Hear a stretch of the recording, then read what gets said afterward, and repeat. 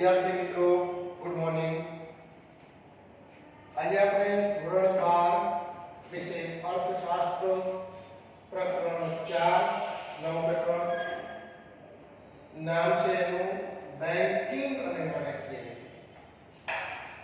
ગયા વખતે આપણે ત્રીજા પ્રકરણની પૂર્ણાહુતિ કરી નામ હતું નાણું અને ફુગાવો। નાણું અને ફુગાવામાં આપણે સાટા પદ્ધતિથી નાણું તો પછી અસ્તિત્વમાં આવ્યું, ઉદ્ભવ થયો અને ક્રાંતિ થઈ। નાણાંનો ઉદ્ભવ ક્રાંતિ પહેલાની સ્થિતિ જે દિવસે નાણું નહોતું પણ નાણાંનું કામ કરતું એવું વસ્તુ હતી, સાટા પદ્ધતિ। એમાં મુશ્કેલીઓ થઈ તો નાણું શોધાય। નાણાંની ક્રાંતિ તબક્કાઓ તમે જુઓ તો પહેલા વસ્તુ નાણું, સમસ્યા થઈ પશુ નાણું, વળી સમસ્યા ચાલુ રહી કઈ ને કઈ ધાતુ નાણું, એમાંય સમસ્યા અછતની ઊભી થઈ છે, વજન કરવાની, ચકાસણીની, કાગદી નાણું, એમાંય સમસ્યા થઈ છે, ઘણી થાકી જવાની। તો કાગદી નાણાં પછી આવ્યું પ્લાસ્ટિક નાણું, ક્રેડિટ કાર્ડ, ડેબિટ કાર્ડ અને બેંક નાણું, સાખી નાણું। આવા આપણે જુદા જુદા નાણાંના પ્રકારો જોયા અને નાણાંનો અર્થ અને એના કાર્યો મુખ્ય ત્રણ કાર્ય છે: વિનિમયનું માધ્યમનું કાર્ય, મૂલ્યના સંગ્રાહકનું કાર્ય અને મૂલ્યના માપદંડનું કાર્ય। આ મુખ્ય ત્રણ કાર્યો કરે એ નાણાંના કાર્યો જોયા અને નાણાંના કાર્યો અને પ્રકારો બાદ ફુગાવો એટલે એનો અર્થ જોયો અને ફુગાવાના લક્ષણો અને ફુગાવાના કારણ।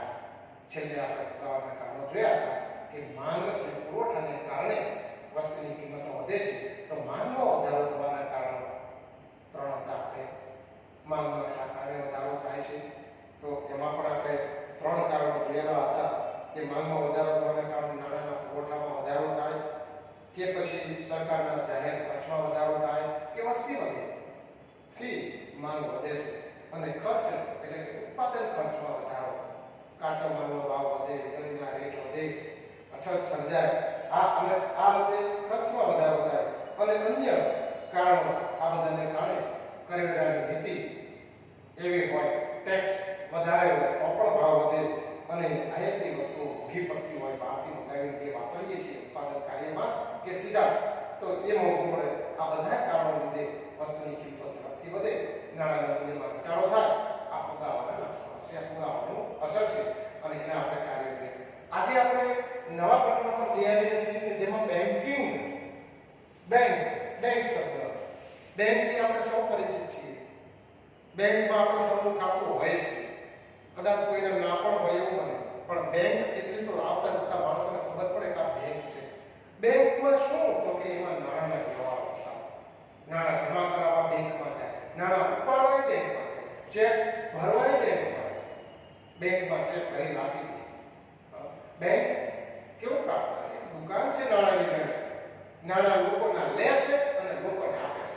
વેપારી બેંક એ આ છે, વેપારી બેંક એનું કામ। પણ બેંક એવો બેન્કિંગના કાર્યો, બેંક જે સેવા કરે છે એવા કાર્યો કરે પહેલાના સમયમાં આપણે જોઈએ છીએ કે આપણે બેંકના ખાતામાં આપણે કંઈ પગાર જમા થતો હોય કે રૂપિયા મૂક્યા વધારાના ઘરમાં પડ્યા રહેતા, સાચવવાનું જોખમ એને કરતાં બેંકમાં મૂકીએ તો બેંકમાં રૂપિયા તો સચવાય, ઉપરથી થોડું ઘણું વ્યાજ પણ મળે અને વ્યાજ હંમેશા ખાતાના પ્રકારે ત્રણ પ્રકારના ખાતાઓ હોય છે: બચત ખાતું, રિકરિંગ બચત ખાતું, ચાલુ ખાતું અને બાંધી મુદતનું ખાતું।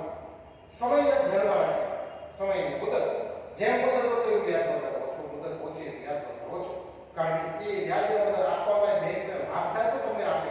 સૌથી વધારે મુદતી ખાતાને વ્યાજ હોય, કારણ કે એમાં એ રૂપિયા બીજાને વ્યાજે આપીને કમાણી કરી શકે છે એટલે વધુ વ્યાજ આપે છે। બચત ખાતાને નથી ઓછું, ચાલુ ખાતા વ્યાજ આપતું જ નથી, કારણ કે ચાલુ ખાતામાં રહેલા ખાતેદારોને નાણાં એ ગમે ત્યારે દેવા આવે, બેંક સમય દરમિયાન એકવાર, બે વાર, દિવસમાં, અઠવાડિયામાં 4 વાર આપવા બંધાયેલું છે એટલે એ રૂપિયા બેંક બીજે આપીને ધિરાણ કરીને કમાઈ શકતી નથી, તો પછી એની વ્યાજ પણ નથી આપતી। એટલે એ બધા ખાતાની વાત કરશું ત્યારે, પણ હાલ આપણે સૌ બેંકથી પરિચિત છીએ, આપણા સૌના ખાતાઓ બેંકમાં હોય અને બેંક જે છે એનો ઉદ્ભવ કઈ રીતે થયો એ અત્યારે તો તમે જુઓ છો કે મોદી સરકાર આવ્યા ત્યારના તો જનધન યોજના દ્વારા જે બેંકમાં ખાતા નહોતા એને ઝીરો બેલેન્સમાં ખાતા ખોલાવ્યા. એમનો મુખ્ય આશય જાણ્યો કે દરેકને સરકાર જો સહાય આપે છે એમના ખાતામાં જમા થવી જોઈએ, રોકડમાં નહીં, સીધી ખાતામાં. એટલે વચેટિયાઓ જે કંઈ હેરાન કરતા હોય તો હેરાન ના કરે, પૂરતી સહાય ન મળતી હોય તો એ પ્રશ્ન હલ થાય. એટલે દરેકના ખાતામાં સીધા, એટલે બધાએ ખાતું ખોલાવવું જરૂર પડી ઝીરો બેલેન્સમાં. કારણ કે એમની પાસે બેલેન્સ નહોતું એટલે તો બેંકમાં જતા નહોતા. બેંકમાં જવાનું શા માટે? પૈસા મૂકવા લેવા, પણ પૈસા જ ના તો મૂકવા જવાનો પ્રશ્ન ક્યાં છે? એટલે બેંકમાં ખાતાઓ હતા તો કે ઝીરો બેલેન્સ સાથે જનધન યોજનામાં દરેકના ખાતા, એટલે દરેક ગરીબને સરકાર સહાય આપતી હોય છે, નાણાકીય સહાય આપતી હોય છે, કોઈ પણ બાને તો એ એના ખાતામાં જમા થવી જોઈએ. એટલે એમાં મધ્યસ્થીઓ બધા નીકળી ગયા કે જેથી કરીને સરકારે આપેલી સહાય જે તે સહાય મેળવનારને પહોંચવી જોઈએ. વચ્ચે કે એજન્ટો હોય કે મધ્યસ્થીઓ હોય એના દ્વારા એ મળતી સહાય એ પૂરી ન મળે એવી શક્યતાઓ ઘણી બધી રહેતી હોય છે. એટલે આ બેંકોમાં દરેકે ખાતા ખોલાવડાયા છે. અને આપણે જોઈએ છીએ કે બેંકોમાં કંઈ ને કંઈ કામ હોય કે આપણે પૈસા ઉપાડવા જઈએ કે મૂકવા જઈએ, કોઈને ખરીદી કરી તો ચેક આપીએ, ત્યાં તો ક્રેડિટ કાર્ડ ડેબિટ કાર્ડ દ્વારા આપણે પૈસા કપાવીએ, દરેક હિસાબ બેંકમાં થતો હોય છે. બેંકમાંથી રૂપિયા બેંક ચૂકવવાનું કામ કરે, રૂપિયા આપણા વતી આપણો વાપરે, સાચવે અને જરૂર પડે આપે. એટલે આવા બેંકના વ્યવહારો ઘણા થતા રહ્યા છે. અને હવે જેમ જેમ સમય આગળ વધતો જાય છે એમ એમ બેન્કિંગ વ્યવહારો વધતા રહે છે. આજે તમે જુઓ કે એક નાના દુકાનદાર પણ હવે પેટીએમ રાખતા થયા છે, જે નાણાકીય વ્યવહારો એને કોઈ ખરીદી કરે તો એની ચૂકવણી કાર્ડ દ્વારા કરી શકે. એટલે બેન્કિંગ વ્યવહારો આધુનિક યુગમાં વધતા જાય છે. ક્રેડિટ કાર્ડ કે ડેબિટ કાર્ડ કે બેન્કિંગ દ્વારા હવે નાણાકીય બેન્કિંગ વ્યવહારો વધતા જાય છે. સૌથી પહેલા આપણે જોઈએ કે આ બેંકનો ઉદ્ભવ, એનો થોડો ઉદ્ભવ ગયા પ્રકારમાં આપણો નાણાંનો ઉદ્ભવ અને વિકાસ ક્રાંતિ એમ બેંકોનો ઉદ્ભવ કઈ રીતે થયો? તો બેંકોનો ઉદ્ભવ કઈ રીતે કહેવાય છે કે શરૂઆતના સમયમાં એ આ બેંકિંગનો જે કામ કરે છે એ પ્રકારે વ્યવહારો થતા, પણ એને બેંક શબ્દથી નહોતો ઓળખાતો. અંગ્રેજીમાં બેંક શબ્દનો અર્થ જથ્થો કે સમૂહ થાય છે. સમૂહ કેવો અંગ્રેજીમાં બેંક શબ્દનો? સંસ્કૃત ભાષામાં બેંકનો શબ્દનો બેંકનો મળતો શબ્દ ભાંડ છે. ભાંડ, જેનો અર્થ મૂડીનો જથ્થો એમ થઈ શકે, અને મૂડીનો જથ્થો. બેંક એટલે જથ્થો, તો આ ભાંડ એટલે ભાંડ ઉપરથી ભંડોળ શબ્દ આવ્યો, જે નામામાં બહુ વપરાય. નામામાં ભંડોળ શબ્દનો ઉપયોગ થતો હતો અને શબ્દ પરથી ભંડોળ શબ્દ આવ્યો. અંગ્રેજીમાં બેંક શબ્દ ફ્રાન્સ અને ઇટાલીના શબ્દ બેંકા અને બેંકો પરથી શબ્દ નીકળે છે. અંગ્રેજીમાં બેંક શબ્દ ફ્રાન્સ ઇટાલીમાં શબ્દ બેંકા અને બેંકો પરથી નીકળી આવ્યો છે. આ બેંક શબ્દ, અને બેંક શબ્દ એવું પણ કહેવાય છે કે શરૂઆતમાં આ નાણાં સાચવવાનો વ્યવસાય સોની લોકો કરતા હતા. જે મેં સાંભળેલી છે એ વાત તમને કહું તો જુદા જુદા પ્રમાણે જુદી જુદી વાત હોઈ શકે, પણ એમ કે ધંધો કરતા. અરે આપણે ગુજરાતીના પિક્ચર જો જૂના જોઈશું તો એમાં મુનિમજી ઢળતા મેજ ઉપર ઢળતું આગળ મેજ હોય, કવાટી વાળી પાછળ તકિયો હોય, આજુબાજુમાં તકિયા હોય, પાઘડી હોય ને ચશ્મા મારી જેમ હોય, તો એ કવાટી વાળી એકાઉન્ટ લખતા. જેમ આજના સીએ જેમ એકાઉન્ટ લખે છે એ તો કોમ્પ્યુટર લખે, એ મુનિમજી હિસાબ કિતાબ મોટો વહીવટ રાખતા. અને એ જેને આપણે પેડ જેવું કામ કરે, પાટલી જેવું કામ કરે, એ ઢળતું મેજ હતું. ઢળતું મેજ, જેને બેચ શબ્દ કહેવાતો. આ બેચ ઉપર ચોપડો રાખીને ત્રાસુ હોય તો લખવામાં પણ આવે, અને કઈક વસ્તુ લેવી મૂકી હોય મતલબ એને ઊંચું કરીને એમાંથી રૂપિયા છે, સોના ચાંદીના દાગીના છે કે ચોપડા છે અંદર મૂકી શકાય, કાઢી શકાય. આ પ્રકારનું ઢળતું મેજ, જેને ગુજરાતીમાં કહેવાય એવી પાટલીનો ઉપયોગ થતો, જેનું નામ બેચ છે. અને એ એવું કામ કરતા છે લોકો કે લોકોના ઘરેણાઓ સાથે, નાણું સાથે અને ભાડું લઈને સાચવતા હતા. આજે બેંકો સાચવે છે લોકોના ઘરોને. મારા તમારા આપણે સેફ ડિપોઝિટ વોલ્ટ હોય તો સાચવે. જેવું જેવું તમે લોકરમાં બે ત્રણ પ્રકારના હોય છે. લોકર, નાનું લોકર લો, મધ્યમ લોકર લો, મોટું લોકર લો, જેવી જરૂરિયાત એ પ્રકારે એનું ભાડું લેવાનું હોય છે વાર્ષિક. સાચવે અને બધામાં એ ભાડું વસૂલ કરે છે. આજે પણ એ વખતે પણ ભાડું વસૂલ કરતા હતા સોનારી. પણ એ ઢળતા બેંકનો ઉપયોગ થતો હતો. પછી થોડો થોડો વિકાસ થયો બેંકનો. રૂપિયા સાચવે, દાગીના સાચવે. તો રૂપિયા સાચવે 100 રૂપિયા મૂકવા આવે તો 10 રૂપિયા જ ઉપાડવા, 90 રૂપિયા એમને પડે. જો એમના મનમાં થયું કે આ રૂપિયા બીજાને આપવામાં આવે તો આપણને વ્યાજ મળશે, તો પછી રૂપિયા સાચવતા હતા ભાડું લઈને. એ ભાડું લઈને સાચવવાનું બદલે એને તો રૂપિયા ફેરવવા માટે વ્યાજે કે 100 રૂપિયા મૂકવા આવે 10 રૂપિયા 20 રૂપિયા જ ઉપાડે છે, 80 રૂપિયા તો આપી દો ને. પડ્યા એવા બહાર પડતા રહે તો વ્યાજ કમાઈ તો બહાર વ્યાજે આવે અને વ્યાજે આવે વધારે આવક થઈ ગઈ. પ્રોત્સાહન મળ્યું કે કેમ કરીને લોકો વધારે ભાગ ત્યાં રૂપિયા મૂકવા આવે સાચવવા માટે. નથી ભાડું લેવું, ભાડું લેતા હતા ભાડું બંધ કર્યું એટલે વધુ લોકો મફત જ સાચવે છે મૂક્યા. અને વેપારી એનો ધંધો એ કે સાચવવાનું, પૈસા લેવાના નહીં, ભાડું લેવાનું નહીં, પણ એ વ્યાજે બીજે ફેરવવાનું અને એમાંથી કમાણી કરવાનું. આ રીતે એ સોના ચાંદીના દાગીના સાચવે, પણ રૂપિયા તો એમને રૂપિયા લોકોને બહાર ફરતા કરે વ્યાજે અને એમાંથી કમાણી કરે. આ રીતે એ ઢળતા બેંકનો ઉપયોગ કરતા અને એ બેંક કહેવાતી એના ઉપરથી આ બેંક શબ્દનો ઉતરી આવેલો શબ્દ છે. પ્રાચીન સમયમાં સરાફો એટલે આમ નિંદીઓ ઢળતી પાટી પર નાણાંની લેવડ દેવડ અને જુદા જુદા પ્રદેશોમાં નાણાંની ફેરબદલી કરતા. આમ પાટી પર નાણાં જથ્થાની ફેરબદલી થતી અને આમ બેંક શબ્દ અંગ્રેજીમાં ઉપયોગ થવા લાગ્યો. આમ બેંક શબ્દને નાણાંના ભંડોળ સાથે સંબંધ છે. એમાં વિશ્વની સૌપ્રથમ બેંક એ ઓબ્જેક્ટિવ યાદ રાખવું છે કે વિશ્વની સૌપ્રથમ બેંક તરીકે સ્પેનમાં 1401 માં સ્થપાયેલી નામ છે એનું બેંક ઓફ બાર્સેલોના. સૌથી પહેલી બેંક સ્થપાઈ વિશ્વમાં તો એ સ્પેનમાં 1401 ના સમયગાળામાં બેંક ઓફ બાર્સેલોના ગણાય છે કે સૌ પહેલી બેંક છે.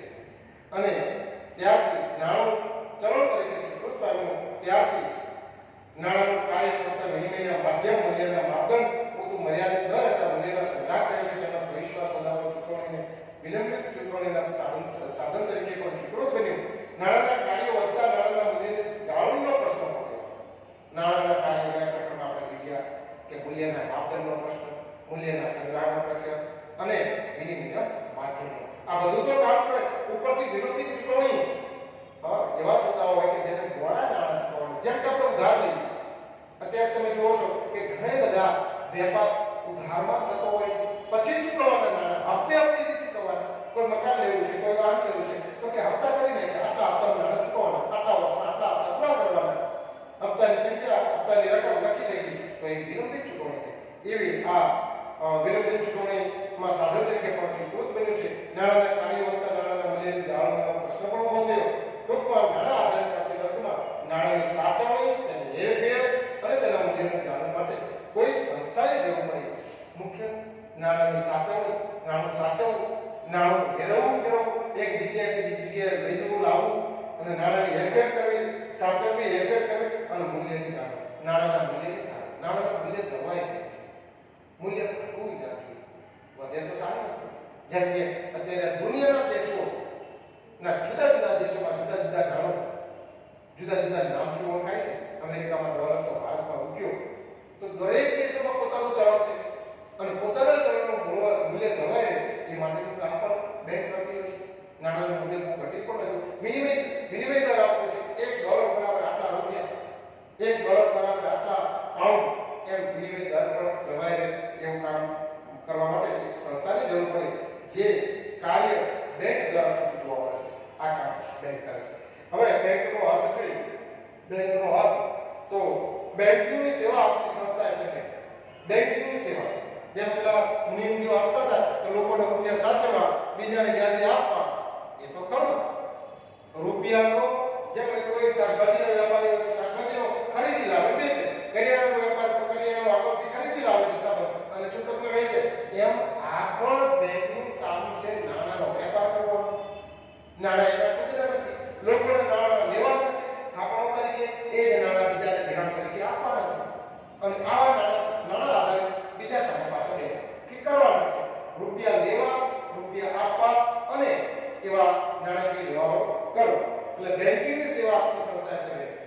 માંગવામાં આવે એટલે નાણાં પરત કરવાની શરતે ધિરાણ કરવાના હેતુથી વસ્તુઓ એકત્રિત કરતી સંસ્થાને બેંક કહે છે. વ્યાખ્યા આપી બેંક એટલે શું? તો માંગવામાં આવે એટલે નાણાં પરત કરવાની શરતે આપણે બેંકમાં નાણાં મૂકીએ, પણ જ્યારે આપણે માંગીએ ત્યારે બેંક આપવા માટે બંધાયેલી છે અને આપશે, આપણને પણ ખાતરી છે. એટલે માંગવામાં આવે ત્યારે નાણાં પરત કરવાની શરતે ધિરાણ કરવાના હેતુ બેંક આપણા પાસેથી થાપણો, આપણે નાણાં બેંકમાં મૂકીએ એટલે આપણે થાપણ તરીકે મૂક્યા, બેંકે થાપણ આપણી સ્વીકારી. એ બે એક શરત કે આપણે જ્યારે માંગીએ ત્યારે આપણે પાછા આપશે. બીજું, આપણે ન માંગીએ ત્યાં સુધી એ બેંક એનો ઉપયોગ કરશે, બીજાને ધિરાણ તરીકે આપશે. ધિરાણ કરવાનો એનો ઉદ્દેશ છે, એમાંથી કમાણી કરવાનો એનો ઉદ્દેશ છે. એટલે ધિરાણ કરવાના હેતુથી બચતો એકત્રિત કરવી, એટલે બચતો એટલે આપણા સૌ લોકોની નાની નાની બચતો બેંકમાં મૂકીએ થાપણ સ્વરૂપે, તો એ બચતો એકત્રિત કરશે બેંક અને એને સરકારે બેંક કરશે. બેંક એટલે નફાના હેતુથી કાર્ય કરતી એવી ધંધાકીય સંસ્થા. જો બેંક એક વ્યાપારી સંસ્થા છે અને એનો ઉદ્દેશ પણ વ્યાપારી પેઢીની જેવો નફાનો ઉદ્દેશ છે. નફાખોરી નહીં, નફો કરવો એનું કામ છે. નફો ધીરે ધીરે પણ નફો કરવો જોઈએ. કોટ કરે ખર્ચામાં જાય તો લોકોનો વિશ્વાસ એવો થઈ જાય, લોકોને થાપણો પાછી પણ ન આપી શકે. એટલે બેંક એક વ્યાપારી પેઢીની જેમ નફો કરતી સંસ્થા છે, નફાના હેતુથી કામ કરતી સંસ્થા છે, જે પ્રજાની બચતોને થાપણ તરીકે સ્વીકારે છે, લોકોની બચતો થાપણ તરીકે સ્વીકારે છે.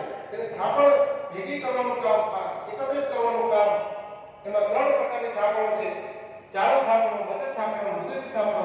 દરેક ઉપર વ્યાજ આપે છે.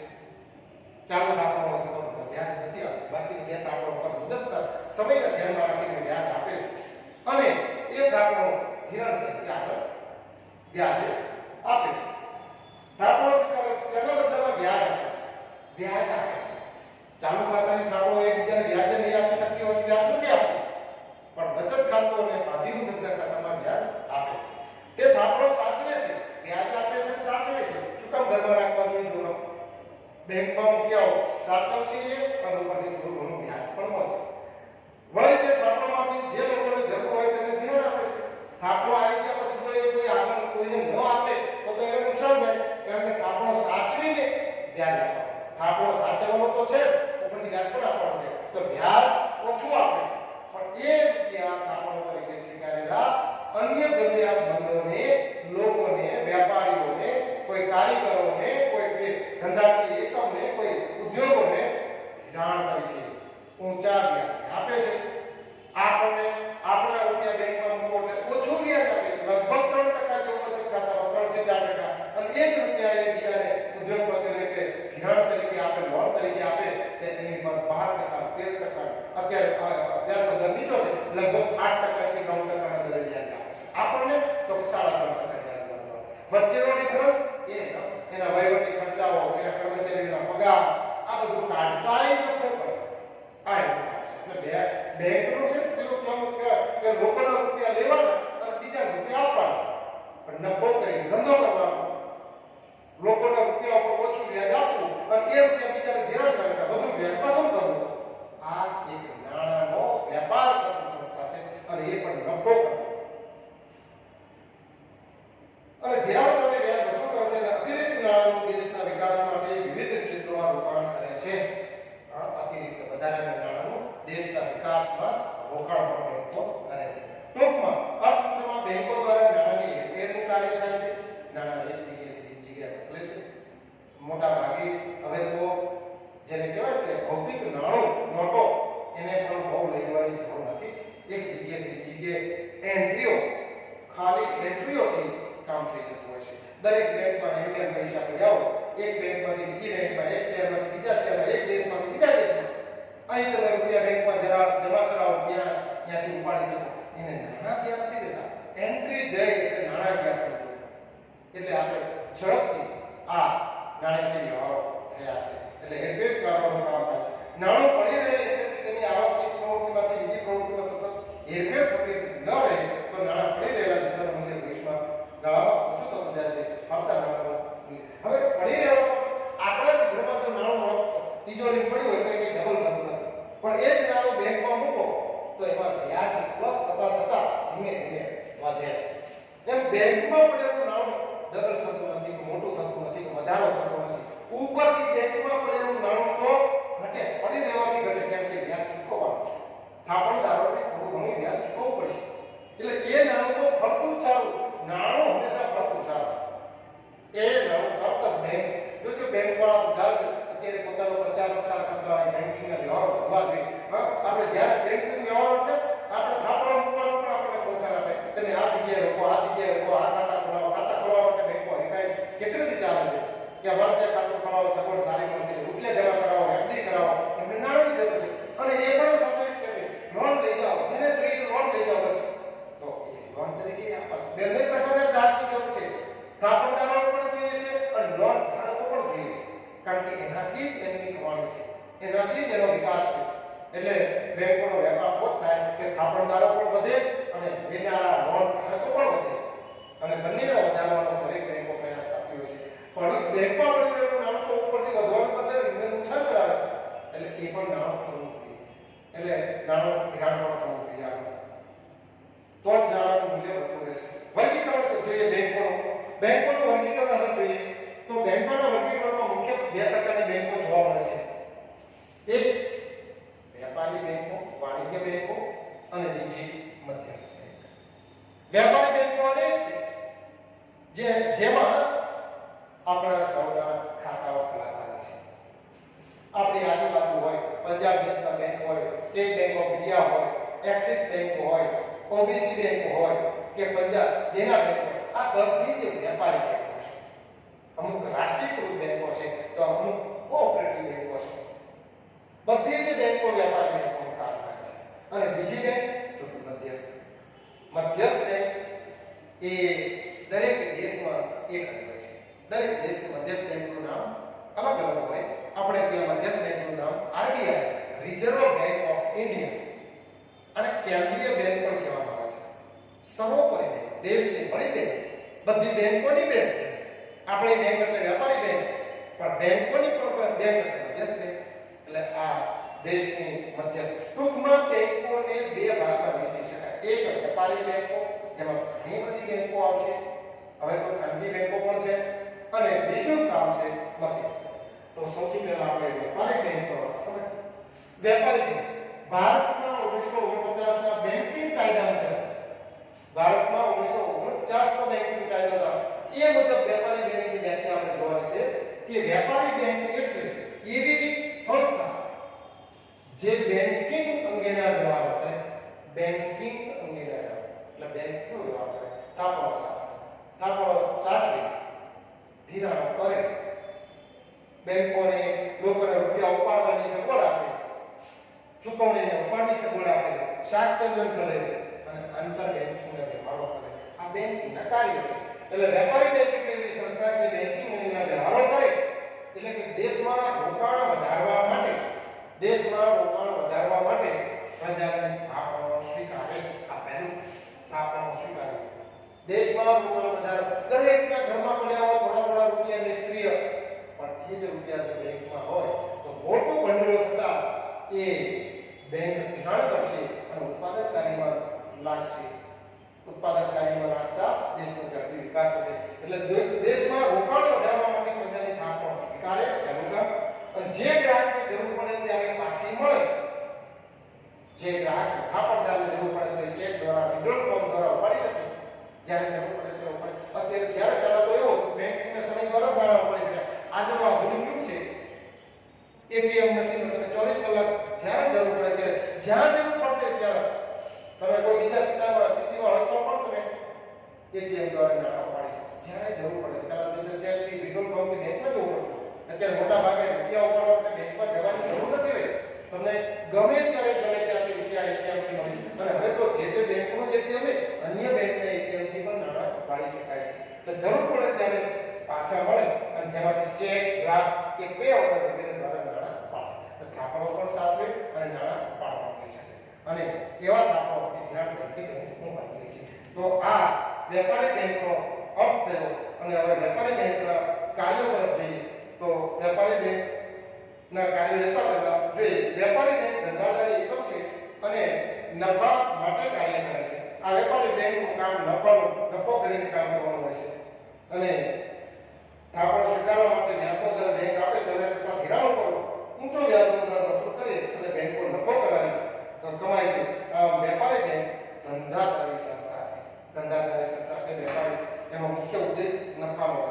બીજા શબ્દોમાં કહીએ તો બેંકો નફાની હેરફેર કરીને નફો કમાવા માટેનો ધંધો કરે છે. નફાની નાણાંની હેરફેર કરીને કે એકના હાથમાંથી નાણાં લે છે બીજાના હાથમાં નાણાં આપે છે. નાણાંની હેરફેરમાં એ મધ્યસ્થી રહેશે અને પોતાનો એ નફો કમાવાનો ધંધો કરે છે. તેથી જ તેમને વેપારી બેંક કહેવામાં આવે છે. વેપારી બેંકનું કામ એ આ છે. કોઈ પણ વેપારી પહેલા તો એ ખરીદી કરે છે અને પછી એનો પોતાનો નફો ઉમેરીને વેચાણ કરે છે. ઉત્પાદન કરીને છે. વેપારીનું કામ એક વેપારી પાસેથી લેવું બીજા ગ્રાહકને આપવું. જેની પાસેથી લે એ વેપારીનો વેપારી પણ જેને આપે એ ગ્રાહક થયો. તો બેંક પણ એ જ કામ કરે છે. વેપારી બેંક લોકોની થાપણો લે છે અને જરૂર હોય એટલે ધિરાણ કે આપે છે. આ કામ કરે છે અને એ ઓછા વ્યાજે લે છે, વધુ વ્યાજે આપે છે અને પોતે નફો કરતી આવી સંસ્થા છે. વેપારી બેંકના કાર્ય તરફથી તો વેપારી બેંકના મુખ્ય કાર્યો અને ગૌણ કાર્યો. વેપારી બેંકના કાર્યોને બે ભાગમાં વહેંચી સમજવાના છે. એક મુખ્ય કાર્ય. વેપારી બેંકના કાર્યો એમાં એક મુખ્ય કાર્ય અને બીજું ગૌણ કાર્ય. મુખ્ય કાર્ય. મુખ્ય કાર્યોને આપણે 5 ભાગમાં સમજીશું. મુખ્ય કાર્યમાં સૌથી પહેલું કામ થાપણો સ્વીકારવી. હાલ બેંક છે, રૂપિયા બેંક બનાવી નહીં શકે. રૂપિયા છાપવાનું કામ ઈજારો ધરાવશે મધ્યસ્થ બેંકનું કામ છે. રૂપિયા છાપવાનું કામ તો મધ્યસ્થ બેંક કરશે. વેપારી બેંક કોને છાપશે? એનો ઉત્પાદન કરવાનું કામ વેપારી બેંકને તો રૂપિયા વગર વેપાર કરવો. પહેલા કોઈ પણ વેપારીને વેચતા પહેલા ખરીદી કરવી પડતી છે. એમ આને પણ થાપણો પછી આપે, ધિરાણો પછી આપે, પહેલા થાપણો લેવી પડે. એટલે લોકોની થાપણો 3 પ્રકાર બેંક સાચવે છે, લે છે, મેળવે છે. એટલે થાપણો શું કે લોકોને રૂપિયા બેંકમાં આવવા જોઈએ. એની પર વ્યાજનો દર જે તે ખાતા પર બેસે. એમાં 3 રીતે લોકોની થાપણો સ્વીકારે છે. લોકોને રૂપિયા 3 રીતે બેંક લે છે. એક ચાલુ ખાતાની થાપણો. ચાલુ ખાતું જેમાં બહુ ઓછી મુદત હોય છે. ઓછી મુદત મતલબ દરરોજ એમાં ઓપરેટ કરી શકાય. રૂપિયા રોજે મૂકી શકાય યા રોજે ઉપાડી શકાય. આ એવા પ્રકારનું ખાતું છે કે જેમાં મોટા ભાગે વેપારી લોકો વેપાર કરતા હોય. રોજ ઘણા રૂપિયા આવતા હોય બેંકમાં મૂકવા જવું પડે. રોજ ઘણી ખરીદી કરતા હોય બેંક રૂપિયા લેવા પણ જવું પડે. એટલે વેપારી લોકો આ ખાતું ખોલાવતા હોય છે કે જે ઘણીવાર રૂપિયાની લેવડ દેવડ થઈ શકે. જેની મુદત એ રૂપિયા વેપારી બેંકો બીજાને ધિરાણ તરીકે આપી શકે. બેંક હાજર રાખવા પડે છે. કારણ કે ગમે ત્યારે લેવા આવે તો આપવા પડે. એટલે એની ઉપર બેંકને કોઈ પ્રમાણે થતી નથી. એટલે આવી બેંકો ઉપર ચાલુ ખાતાની થાપણો ઉપર બેંક વ્યાજ આપતી નથી. એટલે જ નથી આપતી. જે ખાતામાંથી થાપણો આવી છે એમાં જો વ્યાજ મળવાનું નથી, ખાલી સાચવવાના જ છે, તો પછી વ્યાજ આપે છે. એટલે આની ઉપર બેંક વ્યાજ નથી આપતી. એને ગમે તે વખત એ ઉપાડ થઈ શકે છે. એટલે એ બેંક એ બીજાને વ્યાજે રૂપિયા આપી શકતી નથી, કમાઈ શકતી નથી, માટે વ્યાજ પણ નથી આપી શકતી. એનાથી બચત ખાતાની થાપણો જેમાં મોટાભાગે નોકરિયાત વર્ગ, મધ્યમ વર્ગના લોકો, ખેડૂતો, કારીગરો આ બધા ખાતું ખોલાવવા. બચત ખાતું એટલે એનો ઉદ્દેશ લોકોને બચતો ઘરમાં પડી રહી ગઈ નોકામાં બેંકમાં મૂક્યા હોય સાચવે પણ કરી દે અને થોડું ઘણું વ્યાજ આપે. આજે લગભગ 3.5% કે 4%ની અંદર આ બચત ખાતા ઉપર વ્યાજ ઘટતો આવ્યો છે. બચત ખાતા કે જેની ઉપર અઠવાડિયામાં કે મહિનામાં અમુક જ વખત નાણાંની લેવડ દેવડ થઈ શકે એવું નિયંત્રણ હોય છે. એટલે એ રૂપિયા બેંક બીજાને ધિરાણ કરી શકે. સમજો કે 100 રૂપિયા મૂકવા આવે ત્યારે 80 રૂપિયા ઉપર 20 રૂપિયા ઉપાડ કરવા આવે છે, 80 રૂપિયા તો એ 12 વ્યાજે ફેરવી શકે છે અને કમાઈ શકે છે. એટલે એની ઉપર ચાલુ ખાતામાં કોઈ વ્યાજ નહીં, પણ બચત ખાતામાં થોડું ઘણું વ્યાજ આપે છે, લગભગ 3 થી 4% વચ્ચે. ત્યાર પછી આવે મુદતની થાપણો, જેને એફડી કહીએ છીએ. બાંધી મુદતની થાપણો. એમ કીધું 5 વર્ષની ફિક્સ ડિપોઝિટ, 10 વર્ષની ફિક્સ ડિપોઝિટ. આ ફિક્સ ડિપોઝિટનો મતલબ એ થયો કે એટલા સમય માટે તમે નાણાં મૂકો છો, તમે પાછા નહીં આપે. તો એ નિશ્ચિત થઈ ગયું બેંકને કે 10 વર્ષની ડિપોઝિટ છે તો 10 વર્ષ સુધી એ ગમે તેને નાણાં લાંબા ગાળા માટે ધિરાણ કરી શકે છે. એની ઉપર વધુ વ્યાજ વસૂલ કરીને કમાઈ શકે છે, તો એની ઉપર થાપણદારને પણ વધુ વ્યાજ આપે છે. આજે એફડી ઉપરના વ્યાજનો દર પણ લગભગ 6% કે 7.5%ની આજુબાજુ ચાલે છે. જ્યારે બચત ખાતામાં 3 થી 4%ની વચ્ચે ચાલે છે, જ્યારે મુદતની થાપણોમાં 6 થી 7%ની વચ્ચે ચાલે છે. જ્યારે એ જ રૂપિયા બહાર વ્યાજે આપે ત્યારે એને 8%, 9%, 10% એ જે પ્રકારે તે બેંકના દર હોય એ પ્રકારે વસૂલ કરતી હોય છે. એક બચત ખાતામાં એક રિકરિંગ ખાતું આવે છે. રિકરિંગ ખાતું એ બચત ખાતાનો જ એક પ્રકાર છે. રિકરિંગ એટલે દર મહિને કોઈને થોડો પગાર હોય, થોડીક આવક હોય, વેપાર હોય કે નોકરી, સામાન્ય નોકરી ઓછા પગાર, તો એમાંથી થોડુંક બચાવીને દર મહિને એની યથાશક્તિ પ્રમાણે કે 500 રૂપિયા બચાવવા છે તો દર મહિને 500 રૂપિયા એવું રિકરિંગ ખાતું હોય કે દર મહિને 500 રૂપિયા જમા કરાવે તો એક સામાન્ય નાનામાં નાની બચત એક સમય લાંબો સમય બચત થાય એટલે જ્યારે 5 વર્ષ માટે 10 વર્ષ માટે ત્યારે એક સારખું મોટું ભંડોળ પણ ભેગું થાય અને એની ઉપર બેંક વ્યાજ પણ આપે છે. અને આ રીતે રિકરિંગ ખાતાની થાપણો પણ બચત ખાતાનો જ એક પ્રકાર છે અને એની ઉપર પણ બેંક એક એના હપ્તા પ્રમાણે એની ટૂંકી મુદતો પ્રમાણે જે રીતે ભંડોળ જમા થતું રહે એ રીતે વ્યાજ મળે. સૌથી વધારે વ્યાજ મુદતની થાપણો પર, સૌથી મધ્યમ વ્યાજ બચત થાપણો રિકરિંગ અને નહીં વ્યાજ જ નહીં મતલબ વ્યાજ આપતી જ નથી એ ચાલુ ખાતાની થાપણો. આ રીતે લોકોની થાપણો સ્વીકારવાનું કામ કરે છે. એટલે બેંકોમાં આ રીતે 3 પ્રકારના ખાતા હોય છે. એક ચાલુ ખાતાની થાપણો, બચત ખાતાની થાપણો અને મુદતની થાપણો. અને આવી મુદતની થાપણોમાં પણ જો લાંબા ગાળા માટે ફિક્સ કર્યા હોય એમાં વચ્ચે ઉપાડવાની સગવડ જરૂર પડી હોય તો એને એમાંથી ઉપાડ કરવાની અતિરિક્ત ઉપાડ કરવાની ઓવરડ્રાફ્ટ ફેસિલિટી આપી શકે છે કે ભાઈ 10 વર્ષ માટે મુદત થાપણો છે પણ જરૂર પડી હોય તો ટૂંકા ગાળા માટે રૂપિયા ઉપાડવાની એક ઓવરડ્રાફ્ટ તરીકે બેંક સગવડ આપતી હોય છે જેથી કરીને થાપણો પણ ચાલુ રહે અને ઓવરડ્રાફ્ટ થોડા ટૂંકા ગાળા માટે ધિરાણ કરી અને વ્યાજ વસૂલ કરી શકે છે. એ ઉપરાંત થાપણોની સવલતો, ધિરાણની સવલતો પૂરી પાડવી એ આવતા વખતે જોઈશું. આ બેંકોના મુખ્ય કાર્યોમાં પહેલું અને બીજા ત્રીજો ભાગ આવતા વખતે જોઈશું. Thank you.